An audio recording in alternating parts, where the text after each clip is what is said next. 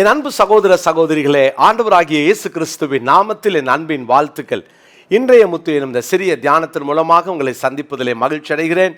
யோவான் 6:66. அது முதல் அவருடைய சீஷரில் அநேகர் அவருடைய கூட நடவாமல் பின்வாங்கி போனார்கள். அவருடனே கூட நடக்க முடியவில்லை. பின்மாற்றம், அந்த பின்மாற்றம் ஒரு நல்ல நிலையிலிருந்து, உன்னத நிலையிலிருந்து தவறுவது, வீழ்ச்சி அடைவது. இந்த பின்மாற்றத்துக்கு நம்ம ஒரு நாளும் இடம் கொடுத்துடவே கூடாது. நேற்று சொன்ன இந்த பின்மாற்றத்துக்கு ஒரு காரணம் தவறான அந்த முன்னுரிமை, தவறான முக்கியத்துவம். எதற்கு நான் முக்கியத்துவம் கொடுக்க வேண்டும் அப்படின்னா, ஆவிக்குரிய விஷயத்திற்கு மாத்திரம்தான்.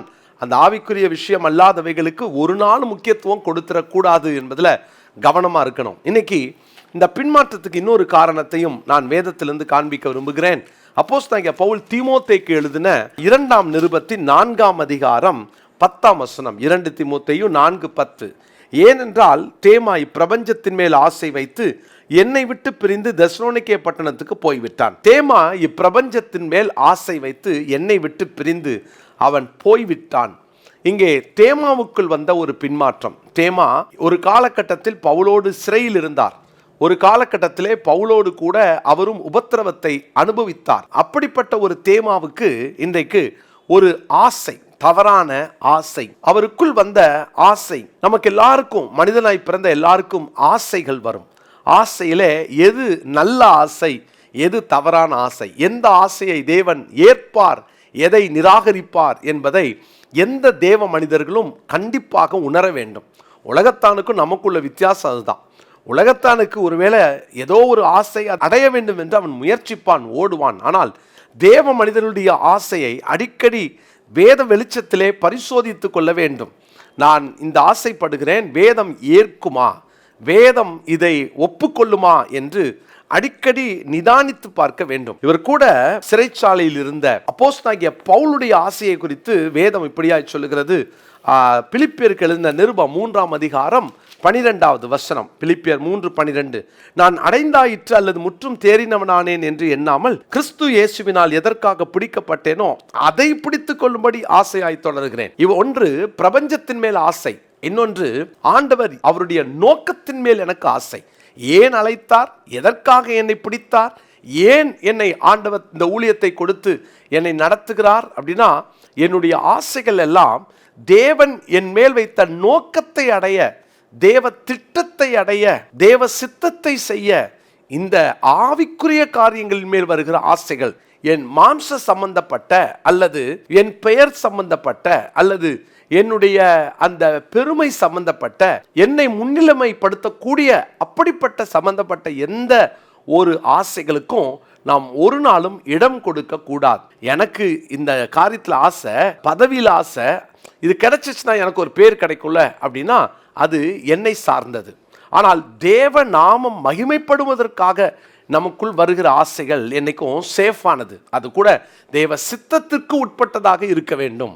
பிரியமானவர்களே, நம்முடைய ஆசைகள் எப்போதும் தேவனுக்கு முன்பாக வைத்து அதை பரிசோதித்து கொள்ள நாம் அழைக்கப்படுகிறோம்.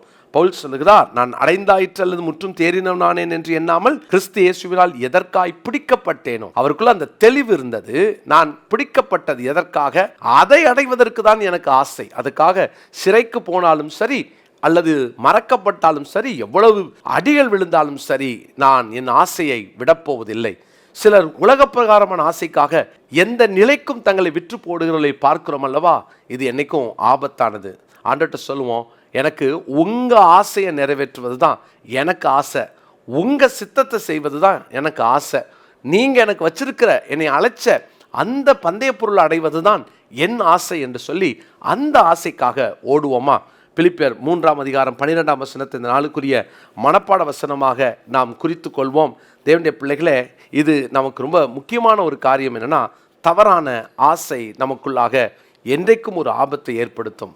இந்த தேமா நல்லா தான் போயிட்டு இருந்தாரு. அவருக்குள்ள வந்த இந்த கவனச்சிதறல் அவரை எவ்வளவு பெரிய வீழ்ச்சிக்கு நேராய், பின்மாற்றத்துக்கு நேராய் வழி நடத்தி விட்டது. நம்ம லூக்கா சுவிசேஷம் 17 அதிகாரத்தில் 32 ஆண்டவராகிய இயேசு கிறிஸ்து நம்மை எச்சரிக்கின்ற மிக முக்கியமான ஒரு நபர். அதாவது எதை கொண்டு எச்சரிக்கிறார்னு பார்த்தீங்கன்னா, லோத்தின் மனைவியை நினைத்து கொள்ளுங்கள். தன் ஜீவனை ரட்சிக்க வகை தேடுகிறவன் அதை இழந்து போவான், இழந்து போகிறவன் அதை உயிர்ப்பித்துக் கொள்வான். லோத்தின் மனைவியை நினைத்து கொள்ளுங்கள். நம்ம பல நேரம் அந்த கவனச்சிதறல், எதற்காக வெளியே கூட்டிட்டு வந்தார், ஏன் நான் இப்போ ஓடுறேன், இப்போ நான் ஓடி தப்பிக்க வேண்டும், நான் ஓடி அடைய வேண்டிய அந்த இடத்தை அடைய வேண்டும் என்ற அந்த எண்ணம் இருக்க வேண்டும். அதை விட்டுட்டு தவறான ஆசையிலே, கவனச்சிதறலினால் வந்த ஆசையிலே பின்னிட்டு பார்த்து லோத்தின் மனைவி உப்பு தூணானால், நாம் இந்த வசனங்களை எச்சரிக்கையாக எடுத்துக்கொள்வோம். தவறான ஆசைகளை விட்டு வெளியே வருவோம். தேவனுடைய ஆசைகள் என்ன என்பதை அறிந்து அதன் மேல் நமக்கு ஆசை வரட்டும். நாம் அவருக்காக வாழ்வோம், பின்மாற்றத்திற்கு தப்பித்துக் கொள்வோம். ஜெபிக்கலாமா? பரிசுத்த பிதாவே, நாங்கள் பின்மாற்றத்திலே சிக்கிக்கொள்ளாமல் ஆண்டவரே கவனமாய் ஓட, தவறான ஆசைகளிலே நாங்கள் சிக்காமல், ஆண்டவரே தேவன் எங்களுக்கு வைத்திருக்கிற அந்த பந்தய பொருளை அடைவதற்காக ஆண்டவரே லக்கை நோக்கி ஆசையாய் தொடர எங்களுக்கு கிருபை தாரும். எங்கள் ஆசைகள் ஆண்டவரே உலகத்தின் பேரிலே, ஆண்டவரே உலக காரியத்தின் மேலே வைக்காமல் ஆவிக்குரியவைகளிலே, எங்கள் ஆண்டவருக்கு அடுத்த விஷயங்களிலே கவனம் வைக்க, ஆசை வைக்க எங்களை அர்ப்பணிக்கிறோம். எங்கள் ஆசைகள் அப்படிப்பட்டதாக இருக்கட்டும். அர்ப்பணிக்கிறோம். உம்முடைய நாமம் எங்களிலே மகிமைப்படட்டும். இயேசுவின் நாமத்தில் ஜெபிக்கிறோம் நல்ல பிதாவே, ஆமென்.